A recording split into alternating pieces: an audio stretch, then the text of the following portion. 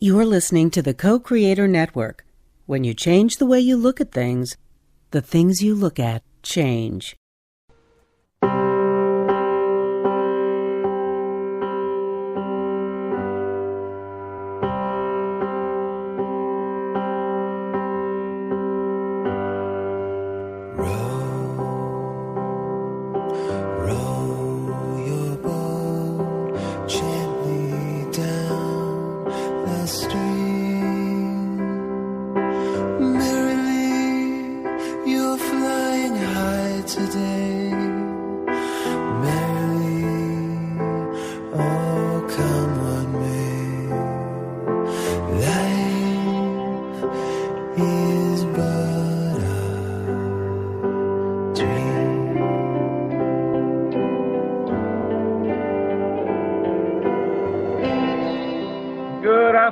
Everybody, and how are you doing? Welcome once again to another edition of The Way of the Desert with me, your host, Miguel Ruiz Jr., and Toci Radio with HeatherAsh, Amara. Hello, everybody. I love that we are combining our shows, so Toci Radio and Way of the Desert, and we are honoring the different beings that are part of our publishing company called Hierophant. And so, yay, we have a very special guest. That's right. We have most beautiful Stephanie Bennett, Vogt, author of the book Your Spacious Self. Stephanie, how are you? I'm so great. I'm so happy to be here, you guys. Wonderful to, thank you for having me. It's our pleasure. Thank you so much for being here. We're gonna have a lot of fun today. Yeah, a lot of spacious fun. And did I pronounce your last name correctly, Vogt? Actually, thanks for asking. It's a hard one. It looks so easy, V-O-G-T, but it's pronounced Vogt, as in election day. Oh, so Bennett Vogt. Yeah, and it looks longer than it is. But Stephanie Bennett Vogt kind of just goes rolls right off the tongue. Yeah. That's so cool. Well, I've been enjoying your book quite a bit, and I'm saying thank you for writing it. I've been looking at the pile of my office, and I started actually cleaning. My wife has been very really? happy with your book. Oh, that's so great. I'm so happy to hear that. That's wonderful. I love that it will inspire, just to kind of move things around. Yeah, my wife, Susan, she really likes to keep a clean house. Yesterday, I had a parent-teacher conference with my little girl's teacher, and she was sharing with us one of her assignments, and it was during Dr. Seuss's week, so they were talking about books, and in one of them, it was Audrey's assignment to write 3 sentences about a book, and hers, it was The Cat in the Hat with Thing 1 and Thing 2. And the question that the teacher asked Audrey was, what would happen if Thing 1 and Thing 2 came to the house? Audrey's first sentence was, they would destroy our house. Whoa! Second sentence was, then I would have to clean it up. Yes. And then 3, my mom would be very happy with me. Oh my gosh. So I read that, I'm like, I just have to share that with you. Oh, that's so perfect. She's totally onto you. That's so fun. Yeah. Well, clearing is, I know that the word clutter is in the book, and I wish there was a better word to describe what I mean when I talk about clutter, because it really isn't just the stuff that we experience, the physical stuff that spills out of our drawers or trips us in the hallway. It's as I define it, way more than that, and it's really anything that gets in the way of our experiencing our best selves and our best life. So people who think, oh, I don't have any clutter. This book is for them too, because it's really about all the thoughts that get us all gummed up and get in the way of the true experience of spaciousness. So I'd like to say that in the beginning because people think it's just for certain, clutter people, Yes. And it's about organization. It's basically from what at the essence of the book. It's about, like you said, it's not necessarily about the clutter, but about the things that allows us to perceive in our own lives in order to have that peace internally. Like Correct. the Yeah. clutter we have Exactly. in our home is just somewhat of a reflection, maybe. But the most important part is Right. that ability we have that that how we see the world and how it affects us in our health and our way of being. Like in the way you describe in your introduction about the stress you were having, the first sinus infection, and how you were feeling so sick, and that led you to a point where like you had to make a shift in your world. Can you tell us all about that, please? Yeah. Well, for me, it was almost 20 years ago when I had, what most people would describe as a healing crisis. And I think I needed to have a healing crisis to kind of get with the program and get with why I'm here on the planet. And but it wasn't life-threatening or anything, but it was enough to get my attention. So what I ended up doing, I was a very successful teacher, high school teacher, had been doing very well for 20 years, and I was burned out. I had kind of hit the wall, and so I took a leave of absence and started really to explore what it was that got me so out of balance in the first place. But I started very simply. I started clearing the things in my life that weren't working, physical things like my books, my bookcases, my home. It was neat as a pin. I'm a very organized person. But what shocked me was that I had a lot of clutter. I had a lot of stuff. And as I started to move it out, I started to notice some sensations in my body. I started to tune in a way that I had never tuned in before. And I noticed that just even an hour of moving things around had kind of an unpleasant or uncomfortable effect on me. And that was just part of it. It's like the dots started to connect for me. I realized that some spaces didn't feel very good to me. I'd come out of someone's home not feeling that great. And so I started to notice the energies in spaces. This is all the invisible clutter that most people don't even know, can't see. So I started to realize that I've always loved to cultivate and create spaces that feel good and nourish people at the deepest level. Ever since I was a little kid, I loved creating home spaces. And so as I started to connect the dots that, our things we are connected to our things energetically. Some of our things don't feel very good.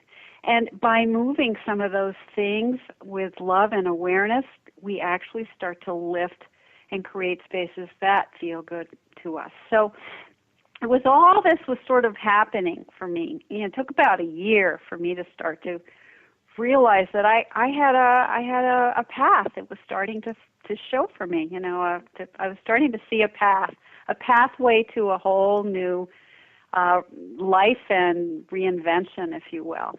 So that's kind of what I've been up to for the last almost 20 years, really, since I quit my profession and moved on to the next one. Sorry. What I really love about your book, Stephanie, is that what you were saying is that place of creating more spaciousness, not only with organization, because that was such a fun thing in the beginning of your book for you to say, I was a very organized person, and everyone's brains kind of go, what? Then how is there clutter if you're organized? Yeah, right, exactly. But the much more subtle, your book is so beautiful in sharing about the much more subtle ways that we can get cluttered, both in the energy of our spaces and the things that we have, as well as inside of our mind. Yes, Yes. Well, and you know what, I mean, just to give you the little secret of where I'm going with a book, and you know, how it took me 20 years to finally realize what the secret was to clearing it, clearing that energetic miasm and discomfort, and, you know, to bring ourselves back into balance, even one baby step at a time, one toothpick at a time even. The secret really kind of boiled down to how much compassion and awareness can we bring to the exercise of clearing. And so for a lot of people who have trouble clearing, I invite them to dial it back, to really reduce the task to even just 1 minute, and bring all of their spacious awareness and compassion to that moment, and feel anything and everything that comes up, just feeling it all without judging it as good or bad, or you know, seeing it for anything than other than what it really is, which is just stuck energy. And if we can bring that level of conscious awareness to the task of even moving one pile from one corner of the desk to the other, it's amazing how it starts to create openings in other ways. So that's kind of the secret. It's like almost like inserting, I like to use the metaphor of inserting an acupuncture needle. You know how with acupuncture you insert needles into the meridians of the body to bring about more chi and balance and flow, right?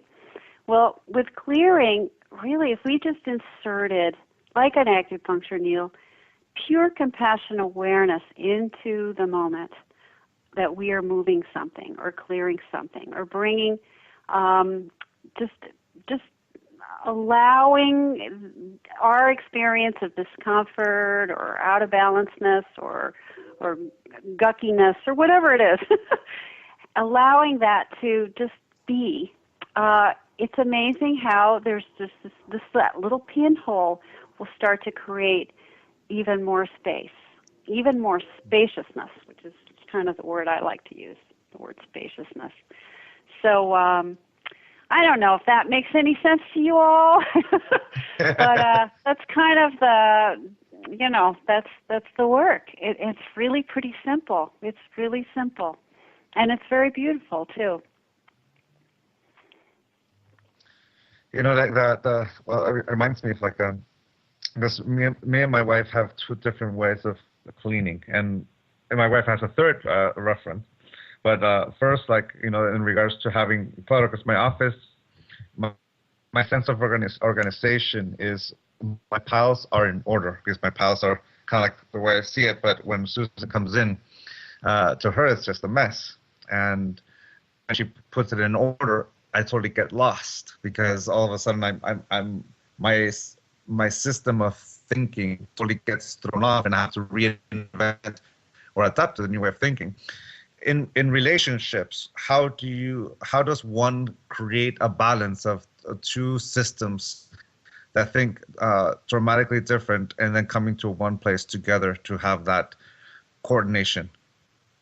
You're talking about like physical, actual organization of our homes, that kind of thing? Is that what you're talking about, Miguel? Yeah, mm-hmm. Yeah, because in a way, it kind of reflects the relationship she and I have, you know, and like in the form of the agreements she and I, how we see the world. Yeah. So finding that balance. Well, my answer always is to focus on your own patterns, your own behaviors, your own issues. For example, if one person in the partnership is really orderly, but the other one is not and leaves their stuff all over the place, I've said, you know, I maintain that when has haranguing ever delivered the goods? Never. When we harangue the other for not, you know, pulling their weight or doing their bit to bring some harmony to the home, isn't going to cut it. It's not going to lead to what it is that you want. So my invitation is always to practice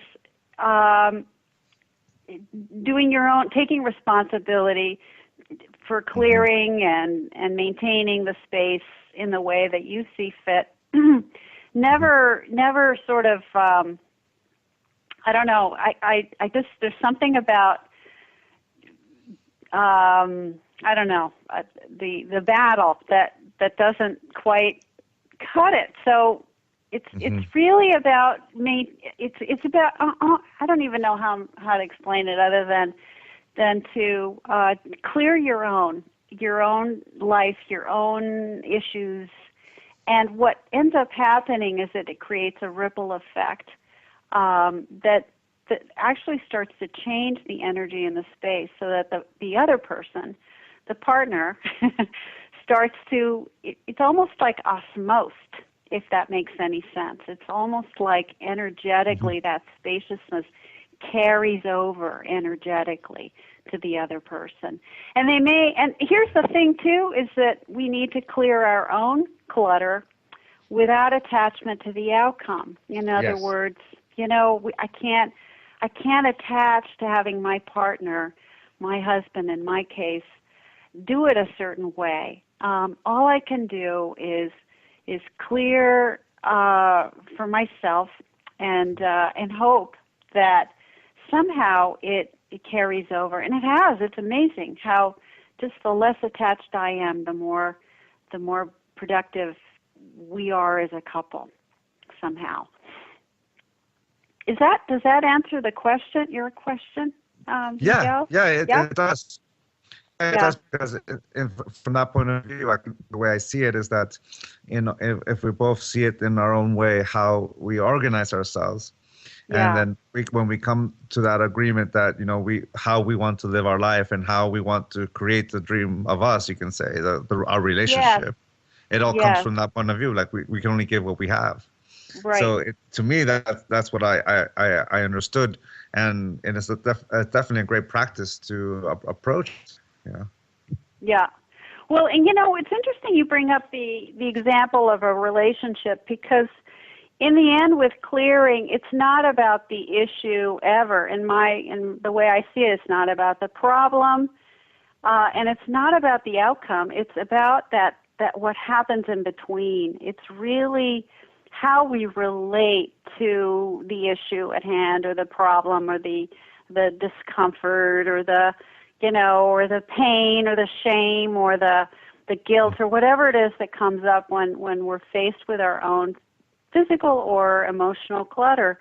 If we can just bring awareness to that, to how we relate to it, as opposed to the thing, to the issue itself. It's really about the relationship. It's really about our own personal relationship with the challenge. And it's really, it ends up, the outcome ends up being very minor, as I see it with clearing. It's hard because in the West, we're so driven and so linear and so outcome driven, and outcome, everything is about fixing something or making it happen and work. And so it's a hard sell to teach about how it's not about the final result at all, because we all want results. Especially when clearing, It's an ever-ending process of clearing. And there's no end to it. I mean, we're humans. We're having a human experience, and that experience is messy sometimes. It does not go in a straight line. Sometimes these experiences we have, these journeys, don't make any sense. And can it be okay just to be with that, to have these challenges, not be mysterious, So I know I'm getting sort of gulp here, but trying to cram in a lot. Yeah.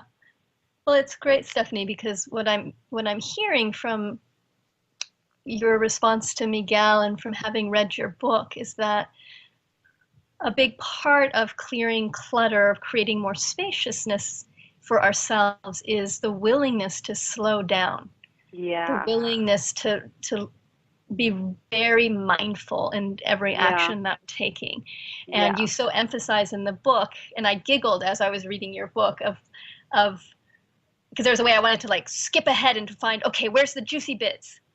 And there's a lot of juicy bits in your book. And it was also really good for me to read the first part of your book of the reminders of take it slowly, like really come in and listen to what's going on emotionally, listen to what's happening and feel what's happening energetically, and that place of slowing down. And that when we're in relationship with others, whether it's a beloved, someone that we're living with in a work environment, that we honor the differences of how we're in relationship with clutter versus spaciousness. And that what really makes it work is what you said, is that mindfulness of inserting compassion everywhere. And life is messy. There's places where things get very tangled in our relationships, either internally or externally with other people. And so the beauty of if we can bring compassion in, that's what helps create the spaciousness, which then allows flow to happen. Yeah. And it's not just compassion as we think of for others. It's really a lot of it's self-compassion, compassion for self. Yes. You know, giving ourselves some massive amounts of slack because we're just so hard on ourselves.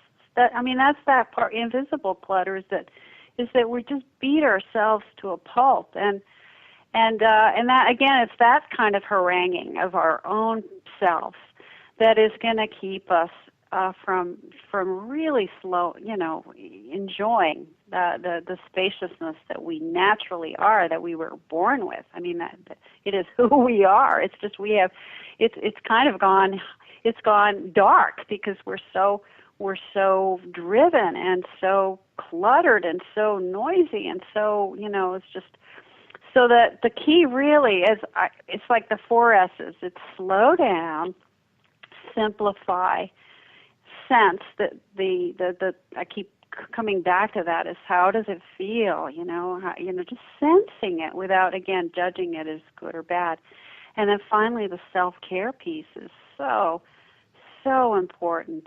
And so I just felt like the book is this. I don't know if you both know this, but Your Spacious Self was a self-published book. I published it in 2007, and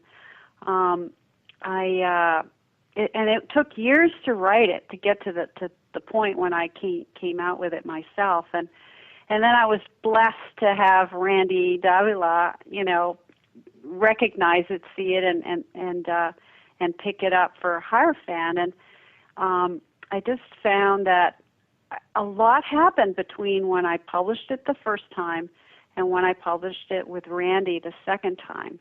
And what I came to was that people, as much as I wanted, as great as I felt the first book was, and I still believe it is really a good little book, there's a lot of teachings in there. What was missing was the availability. People are too tired and too stressed and too busy. And how was I going to insert that idea of spaciousness for people that just didn't have the time?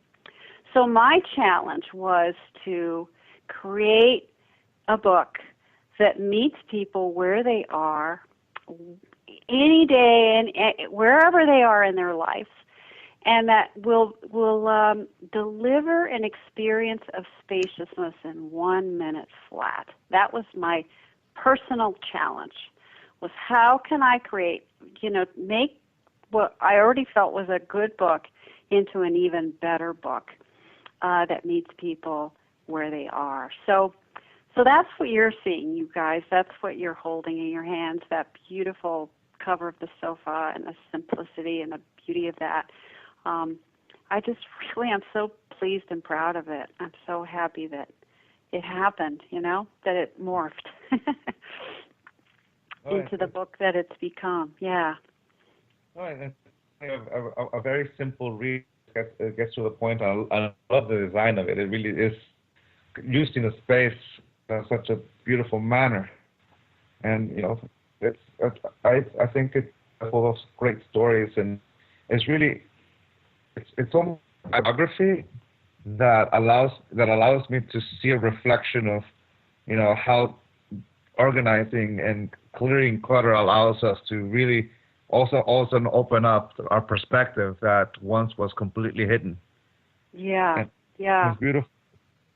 Yeah. And there was a section where you're talking about clearing with compassion. Yeah. And can you elaborate on that, please? Yeah. Well, compassion, I mean, just to simplify, is about self-care. It's about honoring our own process. It's really bringing in the feminine aspect. If you think about clearing, most traditional approaches to clearing are very linear. They're, okay, I'm going to clear this so that I can have that. They look at it from A, if I do A, then I'll get B.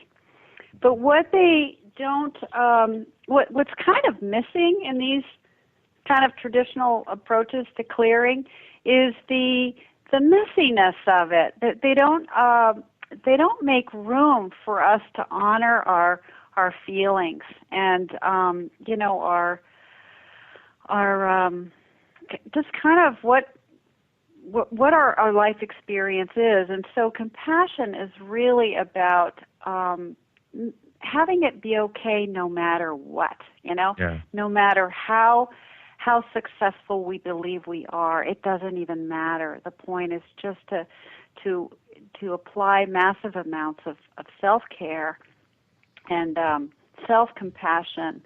So the operative term here is self-fullness. So I redefined the idea of compassion as being something you do for someone else, and bring it back to, it's like put the oxygen mask on yourself, because if you can't do that, you're not going to be available to anybody at all. You'll be too fried, too stressed, or too sort of desirous of an outcome. So it really kind of boils down to how spacious can you feel, and what you can do to cultivate that spaciousness, so that then you can become a model and a light, a being of light for the rest of the planet.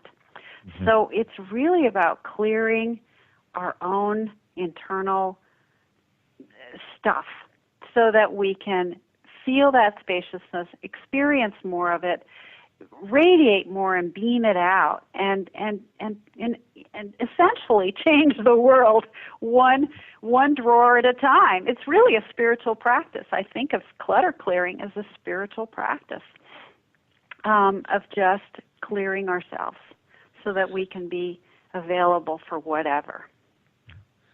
And in my family, like right now, it's like we just lost my mother. She passed away a week and a half ago. Oh, I'm so sorry. I'm so sorry. Thanks. And in my family, I watched like my wife and her family deal with it. And the thing about my mother-in-law is that she what's the expression? She collected a lot. Like what's the expression? Her home was full of things. And what was the name of it? A person that collects so much that it's just a junk. What was the word? Sorry, I had the word on the tip of the tongue and I started talking and it just disappeared. A hoarder. A hoarder. Yeah, hoarder. She was a hoarder. Your mother-in-law was. Yeah, my mother-in-law was a hoarder, and during her time that I got this, I was interacting a lot with my sisters-in-law, which my sisters again, and other families, and my brothers-in-laws, and how they were engaging and helping clean and everything. And my wife finally was able to go over there and start helping, and in the house, so she can, when she comes back, she could be, good space. Watching the emotional cleaning of that house was I would say one of the most impacting things I've ever seen people through, because everyone went through an emotional roller coaster, Yeah. especially even after her passing, going there and continuing to clean. The emotional compass allows us to become a hoarder in regards to clearing the clutter, both either from a child's perspective or for the hoarder herself. How does one even begin to process the emotional roller coaster that is cleaning up an attachment where the emotions are so high? Yeah, yeah. Well, clutter is, by definition, encoded with emotions.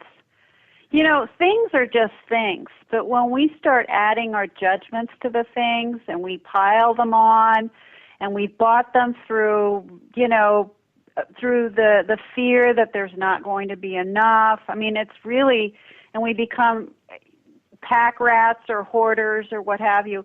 It is an emotional kind of, and I come from a space clearing point of view, where I've gone into people's spaces like you're describing, Miguel, and and my job is to clear not the physical clutter, but to clear the emotional charge that is sort of encoded in the space, so that the people, the occupants, could start to feel better, sleep better, earn better, have better relationships, and all of that. So I am very familiar with that emotional signature, energetic signature that you're talking about. And so, for someone who's not a space clearing practitioner, simply the practice is about moving the things with pure compassionate awareness. And that means not having judgments about it, or doing our best to not judge the experience, not judge the problem, not judge the people, and to start to lift it, release it slowly to the degree that you are able. And I think that some of us it's really hard. So that's why what HeatherAsh is talking about and is reminding me is that it's really about dialing it back enough so that, we're not going into fight and flight, which is the problem.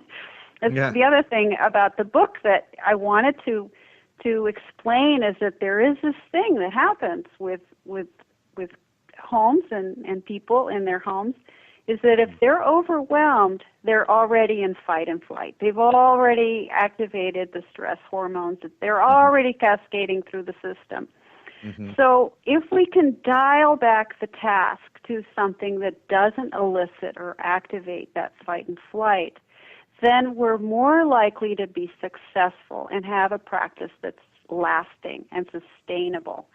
But if we're gonna look at the house and the problem as a problem that needs to be fixed in a weekend or in a month or whatever, we gotta and we're tackling it like warriors, without bringing in the what we were talking about earlier, the compassion awareness, the slowing it down, the feeling to heal, if you will, allowing ourselves to feel the feelings that come up. If we don't give room for that, then all that stuff is just going to come back in another form or come back again. That's the problem. So there's fight and flight, there's energy that's encoded in the space, and then there's compassionate awareness. And I believe really after, and by the way, my uncle was a hoarder as well. And I come from this very legitimately. I think part of why I do what I do now is because it was a pattern in my family, and I think I inherited some of that. I wasn't a hoarder, but I was a very organized hoarder, if you will. But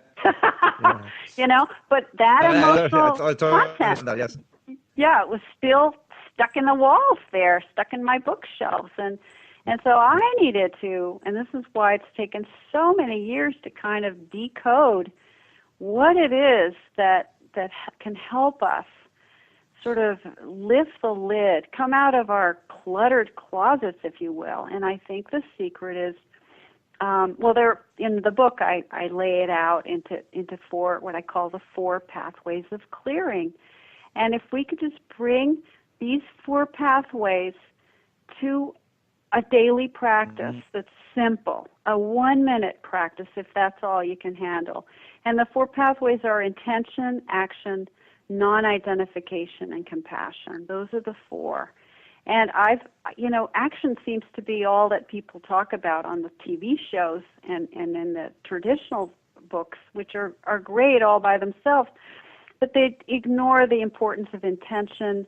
They certainly don't talk about how we can detach from the outcome and not get plugged in, and how we can cultivate spacious detachment, what I call, and how we can cultivate self-care, those 4 things.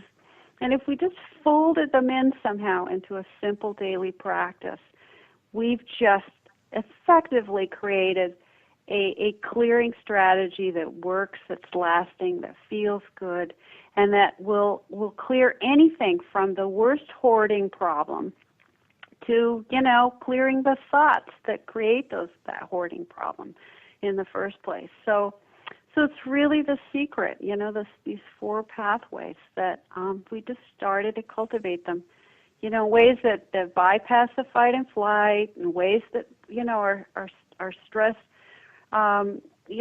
response can handle, even for just a minute. If we just did 1 minute a day, we would start to create a sea change of global proportions.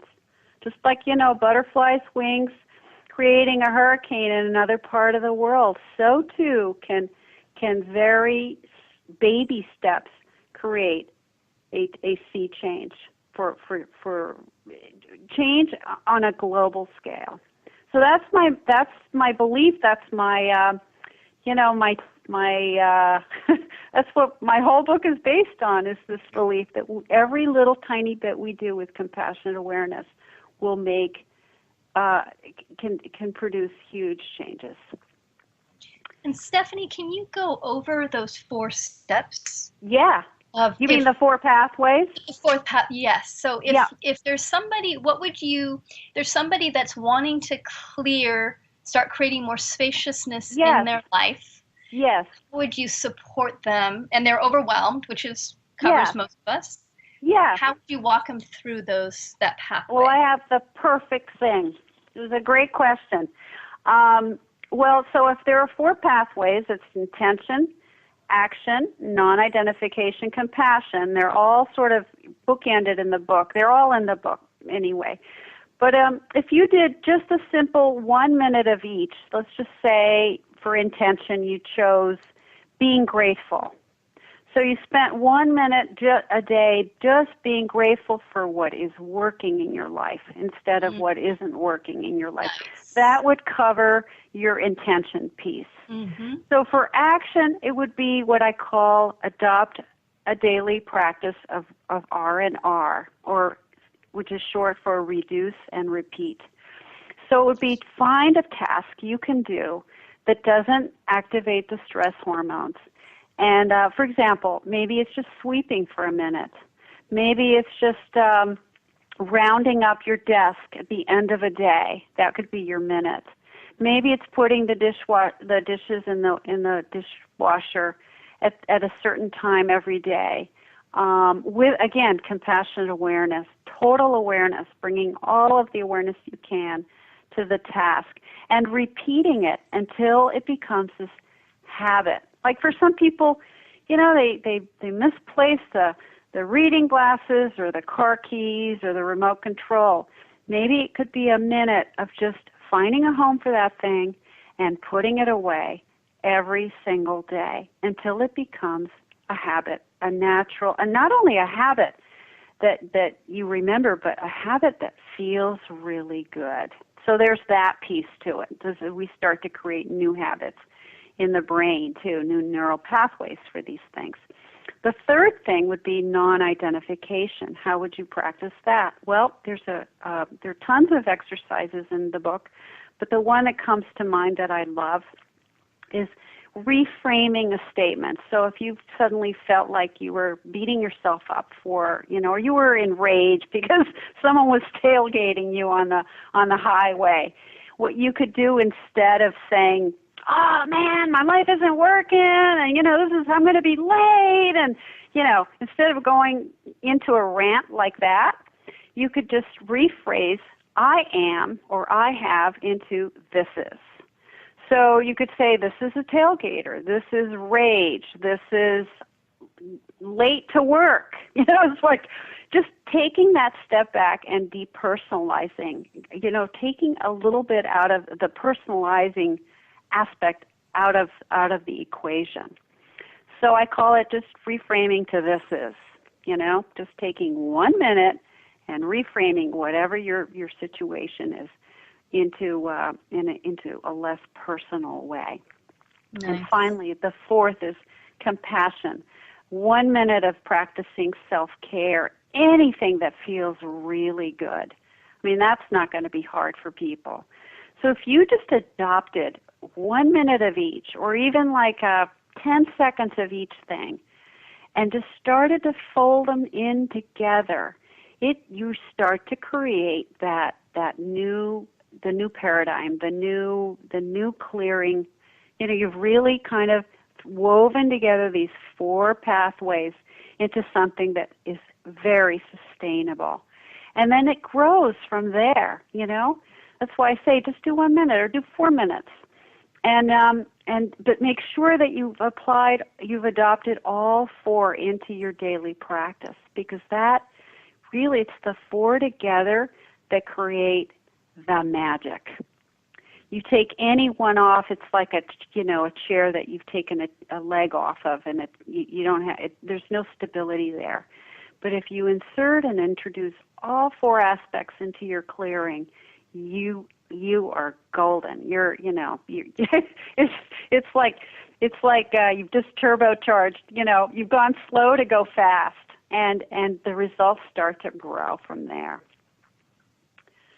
So that's it. It's called a Being True, TRUE. That's another way to remember it. T is for thanks, R is for reduce and repeat, U is for unplug, and E is for elevate, as in make yourself or do something that makes your heart sing, makes you feel really good. So TRUE. That's my little magic sort of formula for clearing.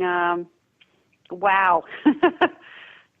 For clearing magic, for spacious magic. Yes. Perfect. That is so cool. And that each of those 4 steps, I like the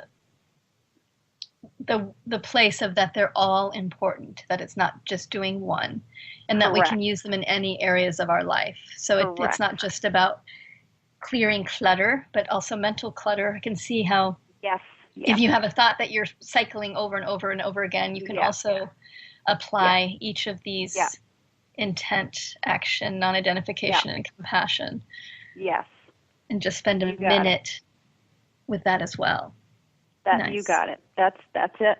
And it doesn't matter, what the issue is, what the challenge is, what the problem is.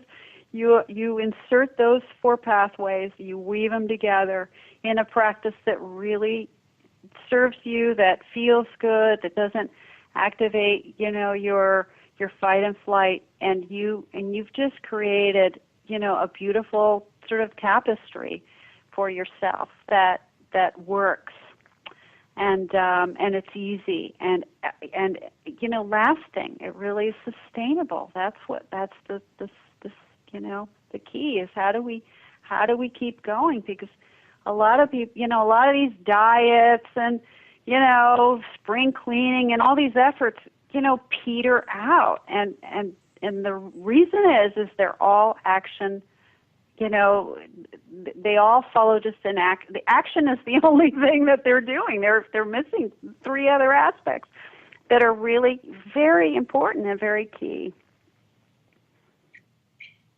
For those of you that are joining us, this is HeatherAsh, Amara, and Toci Radio, and we're joined by Miguel Ruiz, Way of the Desert, and our guest, Stephanie, who is a Bennett Vogt, now I know how to pronounce your last name, who is the author of Our Spacious Self, a beautiful book around clearing clutter, and not just physical clutter, but especially the ways that we can get overwhelmed and go into stress. So we've been exploring creating spaciousness in a very non-spacious way, a very non-stressful way, excuse me. Yeah. Okay. Miguel, any other questions for Stephanie? I have one more.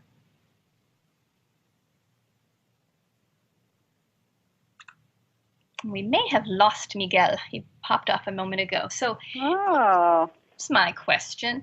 How would you define spaciousness? Well, I love that word, first of all. It is not something you do. It's not something you manufacture. It is not something you study. It's not something that you prepare for. It is not something you cram, taken in medicine form. It is something that you cultivate. Spaciousness is a state of being, really, that we cultivate one baby step at a time. And everyone has their own. I believe that we all have our own experience of spaciousness, which is why it's up for grabs as to how your definition might be different from mine. But I know how I feel when I'm spacious, and I just feel like when I'm really feeling spacious, I feel like I'm gliding. Like those gliding rocking chairs. Have you ever sat in one of those? Yes, they have no friction, no resistance. It's like that. I feel like I'm just gliding through my life without friction or resistance, and I'm absolutely sort of drinking up the moment and just feeling full and rich and enriched and lubed. It's like a lube job that you just feel so good and so big and expanded and grounded all at the same time. So that's just my definition of spaciousness. It's really it's a state of being that we cultivate. One day, one drawer, one moment at a time. How about you? What is it like for you? How would you define it? I love what you said about the glider. Yeah. And I have been really focusing on cultivating, hey, Miguel's back, yay! Yay! Cultivating spaciousness in my life and really seeing how much busyness I've been in. Mm-hmm. And for me, spaciousness is a feeling of relaxation and excitement that doesn't feel, what's the right word? It's such a good word to define. Excited creativity that feels that all possibilities are available. And that I don't have to go that one next. I get to choose. It's about having much more choice in my life. Yeah. That I can really feel into what is the next best choice. Yeah. And there's not a sense of I have to do the next thing immediately now. So it's a big rewire. That's what I've been noticing in myself over the last year. And I've really been in this process for probably 10 years as well. It's the mindfulness of letting go of old patterns of busyness and overwhelm. And those are deeply ingrained. Yeah. So I've loved working with your book around let the process be spacious. Yeah. Let the process of letting go of overwhelm, busyness, crazy mind, let that be spacious. Yeah, And it's really the process, just like you say. It is not about the outcome at all. It's about that process. It's about that, what you were just describing, how you feel when you're like absolutely in your spacious zone, you know? And how do you get there? Well, we practice. We cultivate it, you know? And we give ourselves some, you know, a lot of pats on the back when things get snagged up, you know, instead of, well, at least I'll speak for myself. It's like giving myself, you know, a lot of slack when I'm being hard on myself, because like getting snagged is one thing, and then being hard on myself for getting snagged is just, I've just added more pain and more density to my not very spacious self. yes. So Hello. how about you, Miguel? How would you define spaciousness? Can you hear me? Yeah. All right. Yay! Yeah. Yay! I was listening to the whole show, and every time I try to say something, I'm like, it's not working. No, but and what I wanted to say before, and is that it seems to be more like you're right. It's not about the end result, because there's never really an end result. It's all about clearing a functioning moment. You know, it's like it's for example, in how I organize this book tour, for example, the book tour we're all on, actually. All three of us are in our own book tour. Right.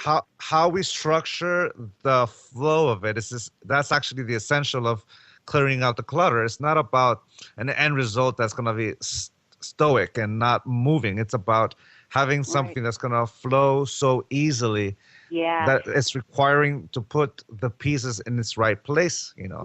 It's like a clutter could be a whole mess of a thing, but if it's somehow functioning and flutter and being able to be productive from it, it doesn't look like a clutter to an individual. But if it's completely limiting our perception as we're moving around, as we're engaging in our everyday activity, that's exactly it. That's exactly what what I understand that the clutter is, clearing up the clutter is all about. Yes. Yeah. That's how I've hold it. That's how I frame it. And that's what this whole book is about, really. I mean, that's why I say clutter is a funny word, because it people have a very distinct idea about what I mean.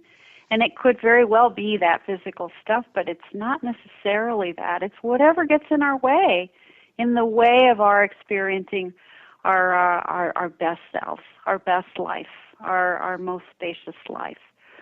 And that's clutter, that whatever it is, in any given moment.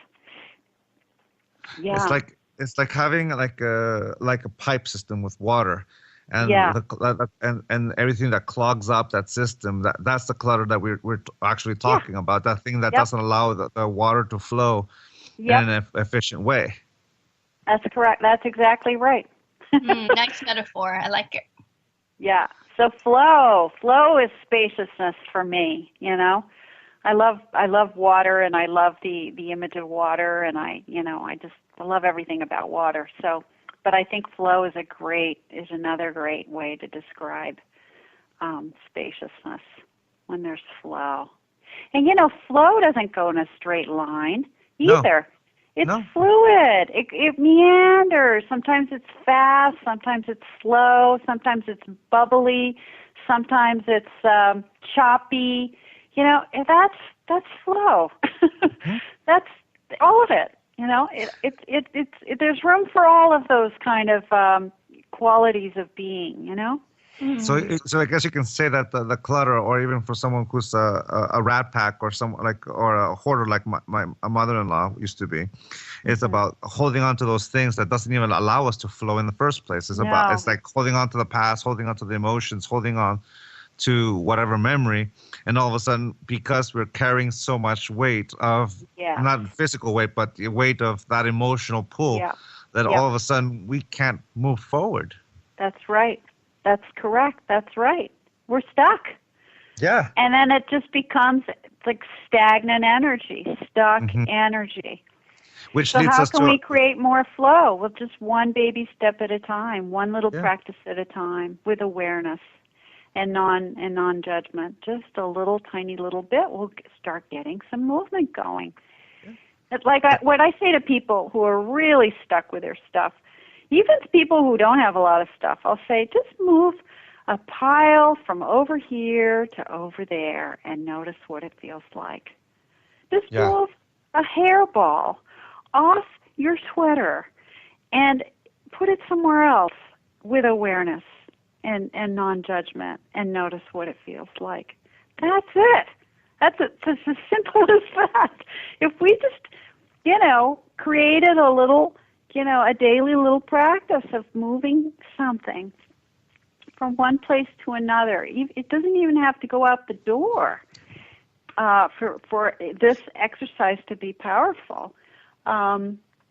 It would start to move the stuck energy, the stagnant energy, to create a little more space, a little more flow, a little more glide, a little more awareness, a little more insight, a little more color and intuitions start to kind of pop in and bubble up, and it's cool.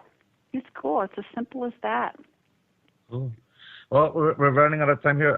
Before we take off, can you let us know what's in your plans, Stephanie? What's coming up in your calendar of events? Yes. Well, my book is doing very well. I'm very happy about it. I'm having if you live in the Boston area, I'm doing a book signing at the Barnes & Noble on May 3rd at 7 p.m. Yay. And the other thing is for people, not everybody lives in Boston area, but I have this wonderful, wonderful online course on Daily Om called Clear Your Home, Clear Your Life. It's number one. It's the top-selling course right now on Daily Om, which makes me so happy. Awesome. I know. And what I love about it is there's a comment thread so that participants can share their experiences. Talk about the flow. They get to talk about the challenges that they're going through. And I find that when we can all hold a space for each other and listen and witness, it's like it creates a powerful energy for everyone to feel lighter. So I recommend that if you're at all interested. And then, of course, I'm teaching at various places, but my website is the place to go to find out what's cooking, and that is spaceclear.com. One word, SPACECLEAR. And I have other books and programs and a lot of free stuff, a lot of resources for people, and articles and blog posts and everything. So it's a lovely place to go hang out for a while. There's a lot of great information. So I invite all you listeners, if you'd like to learn more, to check out spaceclear.com. Thank you so much, Steph. Thank you so much for being on the show today. Next week we'll continue with interviewing Hierophant publishers, authors. And up next week will be Therese Tuponi, the newest member to the Hierophant Publishing family. With her book, we'll be talking about her book, The Gifts of Grief: Finding Light in the Darkness of Loss. Oh. And that will be a great one, and it'll be actually my first introduction to Therese Tupini, so that'd be cool. Wonderful. Hello? Wonderful. Yes. Thank you, Stephanie, for joining us. And thank you so much for just this conversation. I love you guys so much, and thank you so much for having me. It's a pleasure. I'm sorry about your mother-in-law, Miguel. I'm really sorry. Oh, yeah. Thank you, Stephanie. I'll send you that lots over. Of love. Thank you. I'll on behalf of my Null clan, we thank you. Thank you. Thank you both. And enjoy your rides with your books. I can't wait to hear more about what you are up to these days too. Well, yay! Let's all in New York focus City next week on being more spacious, creating more spaciousness in our lives. Yes. Cool. Well, thank you so much for everyone. Tune in next week. We'll be back with Therese Tupini and all my love, me, Miguel Angel Ruiz Jr. and HeatherAsh, Amara and Stephanie. We all say love you, Have love, fun. love, love. Lots of Blessings love, to everybody. Happy spaciousness. Bye-bye.